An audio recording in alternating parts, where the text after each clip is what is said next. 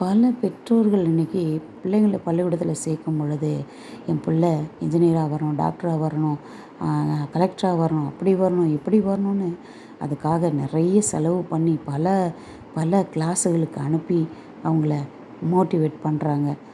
வீட்டில் வந்தால் படி படின்னு நிறைய அவங்கள பக்கத்தில் உட்காந்து சொல்லிக்கிட்டே இருக்கிறாங்க. ஆகவே அவங்களுடைய குறிக்கோள் என்ன?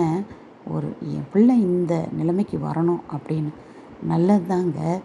ஆனால் கர்த்தருடைய கிருபை வேணும்ல. அதுக்கு என்ன முயற்சி செய்திருக்கிறீங்க? பைபிள் படிக்க சொல்லி கொடுத்துருக்கீங்களா? அவங்களுக்கு ஜெபம் பண்ண சொல்லி கொடுத்தீங்களா? வேதத்தில் 2 நாளாகமம் 1ஆம் அதிகாரத்தில் சாலமன் சொல்கிறாரு ஆண்டவரை பார்த்து, ஆண்டவரே, என் தகப்பனுக்கு நீர் செய்த கிருபையினால் என்னை ராஜாவாக்குனீங்க. இப்போது இந்த ஜனங்களுக்கு நான் சரியான நியாய தீர்ப்பு செய்யணும், அதனால் எனக்கு ஞானத்தை கொடுங்கன்னு கேட்டார். ஆண்டவர் அதில் ரொம்ப சந்தோஷம் அடைஞ்சு, ஞானத்தையா கேட்ட, நீ கேளாத எல்லா ஐஸ்வர்யத்தையும் தருவேன்னு சொல்லி அவனை தந்து ஆசீர்வதித்தார். அவனுடைய ஞானம் இன்று வரை பேசப்பட்டு கொண்டிருக்கிறது. அப்படிப்பட்ட ஒரு ஞானத்தை கர்த்தர் கொடுத்தார், உயர்த்தினார். பாருங்கள், தாவீது தன் மகனுக்கு நீதிமொழிகளில் நீங்கள் படித்து பார்த்தீங்கன்னா தெரியும், அறிவுரை சொல்லியிருப்பார். ஆகவே நீங்கள் உங்கள் பிள்ளைகளுக்கு அப்படிப்பட்ட அறிவுரைகளை சொல்லுங்கள்.